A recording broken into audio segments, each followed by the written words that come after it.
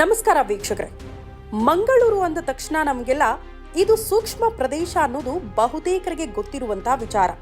ಅದೇ ರೀತಿ ಮಂಗಳೂರು ಅಂದ್ರೆ ಮತ್ತೊಂದು ವಿಚಾರ ಥಟ್ಟಂತ ನಮ್ಮ ತಲೆಗೆ ಬರುತ್ತೆ. ಅದು ಹಿಂದೂ ಕಾರ್ಯಕರ್ತ ಪ್ರವೀಣ್ ನೆಟ್ಟಾರು ಹತ್ಯೆ ಪ್ರಕರಣ. ಈ ಪ್ರಕರಣಕ್ಕೆ ಸಂಬಂಧಪಟ್ಟಂತೆ ಎಷ್ಟು ದೊಡ್ಡ ಮಟ್ಟದಲ್ಲಿ ಹೋರಾಟಗಳಾಯಿತು, ಹಿಂದೂ ಕಾರ್ಯಕರ್ತನ ಕೊಲೆ ಆಯಿತು ಅನ್ನುವಂತಹ ವಿಚಾರಕ್ಕೆ ಸಂಬಂಧಪಟ್ಟಂತೆ ಹಲವು ರಾಜಕೀಯ ಪಕ್ಷಗಳು, ಹಿಂದೂ ಸಂಘಟನೆಯವರು ಕೂಡ ದೊಡ್ಡ ಮಟ್ಟದಲ್ಲಿ ಹೋರಾಟ ಮಾಡಿದ್ರು. ಈ ಪ್ರಕರಣಕ್ಕೆ ಸಂಬಂಧಪಟ್ಟಂತೆ ಎನ್ಐಎ ಅಧಿಕಾರಿಗಳು ಕಾರ್ಯಾಚರಣೆ ಮಾಡಿದ್ರು. ಬೈಕ್ನಲ್ಲಿ ಬಂದಂತ ಇಬ್ಬರು ಆಗಂತಕರು ಪ್ರವೀಣ್ ನೆಟ್ಟಾರು ಹತ್ಯೆ ಮಾಡಿದ್ರು ಅನ್ನುವಂತಹ ವಿಚಾರ ಕೂಡ ಬೆಳಕಿಗೆ ಬಂತು. ಆ ನಂತರ ನಿಷೇಧಿತ PFI ಸಂಘಟನೆಯ ಕೈವಾಡ ಇತ್ತು ಅನ್ನುವಂತಹ ವಿಚಾರ ಕೂಡ ನಿಮಗೆಲ್ಲ ಗೊತ್ತೇ ಇದೆ. ಅದು ಎನ್ಐಎ ತನಿಖೆಯ ಸಂದರ್ಭದಲ್ಲೇ ಈ ಎಲ್ಲಾ ವಿಚಾರಗಳು ಕೂಡ ಬೆಳಕಿಗೆ ಬಂದಿತ್ತು. ಮತ್ತೊಂದು ಕಡೆ ಇತ್ತೀಚೆಗೆ 21 ಆರೋಪಿಗಳ ವಿರುದ್ಧ ಕೂಡ ಚಾರ್ಜ್ ಶೀಟ್ ಅನ್ನ ಎನ್ಐಎ ಅಧಿಕಾರಿಗಳು ಸಲ್ಲಿಸಿದ್ದಾರೆ.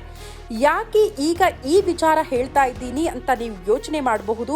ಈಗ ಮಂಗಳೂರು ಮತ್ತೊಮ್ಮೆ ಇಂಥದ್ದೇ ಹತ್ಯೆ ಪ್ರಕರಣಕ್ಕೆ ಸಾಕ್ಷಿಯಾಗಿದೆ. ಏನಾಯ್ತು, ಎಕ್ಸಾಕ್ಟ್ಲಿ ಏನ್ ಪ್ರಕರಣ ಇದು ಅನ್ನೋದನ್ನ ವಿವರಿಸ್ತಾ ಹೋಗ್ತೀನಿ, ಕೇಳಿಸ್ಕೊಳ್ಳಿ. ಮಂಗಳೂರಿನ ಬಜ್ಪೆ ಕಿನ್ನಿ ಪದವು ಬಳಿ ಹಿಂದೂ ಕಾರ್ಯಕರ್ತ ಸುಹಾಸ್ ಶೆಟ್ಟಿಯನ್ನ ತಲ್ವಾರ್ನಿಂದ ನಡು ರಸ್ತೆಯಲ್ಲೇ ಕೊಚ್ಚಿ ಭೀಕರವಾಗಿ ಕೊಲೆ ಮಾಡಲಾಗಿದೆ. ರೌಡಿ ಶೀಟರ್ ಸುಹಾಸ್ ಶೆಟ್ಟಿಯು ಸೂರತ್ಕಲ್ನ ಫಾಜಿಲ್ ಕೊಲೆಯ ಕೇಸ್ನ ಪ್ರಮುಖ ಆರೋಪಿ. ಹಿಂದೂ ಕಾರ್ಯಕರ್ತ ಪ್ರವೀಣ್ ನೆಟ್ಟಾರು ಹತ್ಯೆಗೆ ಪ್ರತೀಕಾರವಾಗಿ 2022 ಜುಲೈ 28ರಂದು ಈ ಫಾಜಿಲ್ನ ಕೊಲೆ ಕೂಡ ಆಗಿತ್ತು. ಈ ಪ್ರಕರಣದಲ್ಲಿ ಸುಹಾಸ್ ಶೆಟ್ಟಿ ಕೂಡ ಪ್ರಮುಖ ಆರೋಪಿಯಾಗಿದ್ದ. ಈ ಸುಹಾಸ್ ಶೆಟ್ಟಿ ಈ ಹಿಂದೆ ಬಜರಂಗ ದಳದ ಕಾರ್ಯಕರ್ತ ಕೂಡ ಆಗಿದ್ದ. ಸುಹಾಸ್ ಶೆಟ್ಟಿ ವಿರುದ್ಧ ಹಲವು ಕೊಲೆ ಯತ್ನ ಕೇಸ್ಗಳು ಕೂಡ ಇತ್ತು ಅನ್ನುವಂತಹ ವಿಚಾರವನ್ನ ಅಲ್ಲಿನ ಹಿರಿಯ ಪೊಲೀಸ್ ಅಧಿಕಾರಿಗಳು ಬಹಳ ಸ್ಪಷ್ಟವಾಗಿ ಹೇಳಿದ್ರು. 2 ಕೊಲೆ ಪ್ರಕರಣ ಇದೆ, ಉಳಿದಂತೆ ಕೊಲೆ ಯತ್ನ ಪ್ರಕರಣಗಳು ಕೂಡ ಇತ್ತು. ಹಲವು ಕೇಸ್ಗೆ ಸಂಬಂಧಪಟ್ಟಂತೆ ಆತ ಜಾಮೀನಿನ ಮೇಲೆ ಆಚೆ ಬಂದಾಗ ಆತನಿಗೆ ನಾವು ಬುದ್ಧಿವಾದ ಕೂಡ ಹೇಳಿದ್ವಿ, ಆದ್ರೆ ಆತ ತನ್ನ ಚಾಳಿಯನ್ನ ಬಿಟ್ಟಿರಲಿಲ್ಲ ಅನ್ನುವಂತಹ ವಿಚಾರ. ಮತ್ತೊಂದು ವಿಚಾರ ನಾವು ಗಮನಿಸಬೇಕು. ಈ ಸುಹಾಸ್ ಶೆಟ್ಟಿ ಸೋಷಿಯಲ್ ಮೀಡಿಯಾದಲ್ಲಿ ಅಪಾರ ಅಭಿಮಾನಿಗಳನ್ನ ಕೂಡ ಹೊಂದಿದ್ದಂತೆ ತನ್ನದೇ ಒಂದು ಸಂಘಟನೆಯನ್ನ ಕೂಡ ಆ ಭಾಗದಲ್ಲಿ ಬಿಲ್ಡ್ ಮಾಡಿಕೊಂಡಿದ್ದ ಅನ್ನುವಂತಹ ವಿಚಾರ ಕೂಡ ಸದ್ಯ ಬೆಳಕಿಗೆ ಬಂದಿದೆ. ಯಾವಾಗ ಈ ಸುಹಾಸ್ ಹತ್ಯೆ ಅಂದ್ರೆ ಹಿಂದೂ ಕಾರ್ಯಕರ್ತನ ಹತ್ಯೆ ಆಯಿತು ಅನ್ನುವಂತಹ ವಿಚಾರ ಹೊರ ಬೀಳ್ತೋ ಆಗ ಮಂಗಳೂರಿನ ಎಜೆ ಆಸ್ಪತ್ರೆಗೆ ತತ್ಕ್ಷಣಕ್ಕೆ ಮಂಗಳೂರು ದಕ್ಷಿಣ ಬಿಜೆಪಿ ಶಾಸಕ ವೇದವ್ಯಾಸ್ ಕಾಮತ್ ಕೂಡ ಆಗಮಿಸಿದ್ರು. ಆಸ್ಪತ್ರೆ ಬಳಿ ಭಾರೀ ಸಂಖ್ಯೆಯಲ್ಲಿ ಹಿಂದೂ ಕಾರ್ಯಕರ್ತರ ಜಮಾವಣೆ ಕೂಡ ಆಯಿತು. ನಿಮಗೆಲ್ಲ ಗೊತ್ತು, ಆ ಭಾಗ ಸೂಕ್ಷ್ಮ ಪ್ರದೇಶ. ಈ ರೀತಿ ಹಿಂದೂ ಕಾರ್ಯಕರ್ತರನ್ನ ಹತ್ಯೆ ಆಯಿತು ಅನ್ನುವಂತಹ ವಿಚಾರ ಗೊತ್ತಾಗ್ತಾ ಇದ್ದಂತೆ ಮತ್ತೆ ಅಲ್ಲಿ ಗಲಭೆ ಗದ್ದಲ ಸೃಷ್ಟಿ ಆಗಬಹುದು ಅನ್ನುವಂತಹ ಆತಂಕ ಕೂಡ ಇತ್ತು. ಬಟ್ ಪೊಲೀಸರು ಅತಿ ಹೆಚ್ಚಿನ ಪೊಲೀಸ್ ಭದ್ರತೆಯನ್ನು ಕೂಡ ಒದಗಿಸಿದ್ರು. ಯಾವುದೇ ರೀತಿಯ ಅಹಿತಕರ ಘಟನೆಗಳು ಆಗದಂತೆ ಅಲ್ಲಿ ಪೊಲೀಸರು ನಾಕಾಬಂದಿಯನ್ನು ಕೂಡ ಹಾಕಿದ್ದೀವಿ ಅನ್ನುವಂತಹ ವಿಚಾರವನ್ನ ಬಹಳ ಸ್ಪಷ್ಟವಾಗಿ ಹೇಳ್ಬಿಟ್ರು.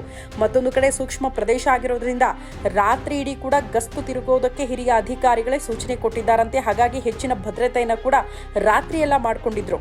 ಇನ್ನು ಪ್ರಮುಖವಾಗಿ ನಿಮ್ಗೆಲ್ಲ ಒಂದು ವಿಚಾರ ನೆನಪು ಮಾಡಕ್ ಇಷ್ಟಪಡ್ತೀನಿ. ಈ ಸುಹಾಸ್ ಶೆಟ್ಟಿ ಕೊಲೆ ಯಾಕಾಗಾಯಿತು, ಈ ಫಾಜಿಲ್ ಕೊಲೆ ಪ್ರಕರಣದಲ್ಲಿ ಈತನ ಪಾತ್ರ ಏನು, ಈ ಫಾಜಿಲ್ ಕೊಲೆ ಆದಂತಹ ಸಂದರ್ಭ ಹೇಗಿತ್ತು, ಅದನ್ನ ಕೂಡ ಈ ಹೊತ್ತಲ್ಲಿ ನಿಮಗೆಲ್ಲ ನೆನಪು ಮಾಡೋದಕ್ಕೆ ಇಷ್ಟಪಡ್ತೀನಿ.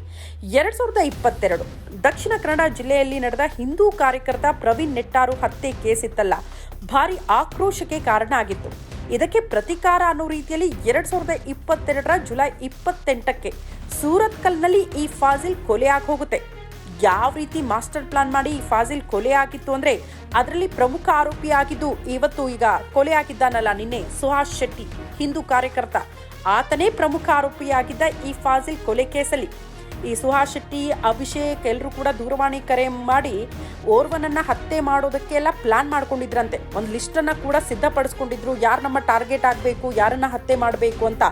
ಆ ಲಿಸ್ಟ್ನಲ್ಲಿ ಇದ್ದಿದ್ದೆ ಈ ಫಾಜಿಲ್ನ ಕೂಡ ಬಹಳ ಪಕ್ಕಾ ಪ್ಲಾನ್ ಮಾಡಿಕೊಂಡು ಸೂರತ್ಕಲ್ನಲ್ಲಿ ಆತನನ್ನ ಭೀಕರವಾಗಿ ಹತ್ಯೆ ಮಾಡಿದ್ರು. ಅದೇ ಪ್ರಕರಣದ ಪ್ರಮುಖ ಆರೋಪಿ ಈ ಸುಹಾಸ್ ಶೆಟ್ಟಿ. ಹಾಗಾಗಿ ಫಾಜಿಲ್ ಕೊಲೆಯ ಕೇಸ್ಗೆ ಸಂಬಂಧಪಟ್ಟಂತೆ ಸುಹಾಸ್ ಶೆಟ್ಟಿ ಭಾಗಿಯಾಗಿದ್ದ ಅನ್ನೋ ಕಾರಣಕ್ಕೆ ಅದಕ್ಕೆ ಪ್ರತಿಕಾರವಾಗಿ ಈತನ ಭೀಕರ ಹತ್ಯೆ ನಡೆದು ಹೋಯ್ತಾ ಅನ್ನೋದು ಕೂಡ ಪ್ರಶ್ನೆ. ಒಟ್ಟಿನಲ್ಲಿ ಮಂಗಳೂರು ಮತ್ತೊಂದು ಹತ್ಯೆ ಕೇಸ್ಗೆ ಸಾಕ್ಷಿಯಾಗಿದೆ. ಪೊಲೀಸರ ತನಿಖೆ ಚುರುಕಾಗಿದೆ. ಸೊ ಯಾವ ಆಯಾಮದಲ್ಲಿ ತನಿಖೆ ಆಗುತ್ತೆ, ಈ ಸುಹಾಸ್ ಶೆಟ್ಟಿ ಕೊಲೆಗೆ ನಿಜಕ್ಕೂ ಫಾಜಿಲ್ ಕೊಲೆನೇ ಕಾರಣ ಆಗೋಯ್ತಾ, ಅದಕ್ಕೆ ಪ್ರತಿಕಾರವಾಗಿ ಈತನ ಕೊಲೆ ಆಯ್ತಾ ಅನ್ನೋದನ್ನ ಕಾದು ನೋಡಬೇಕಾಗುತ್ತೆ.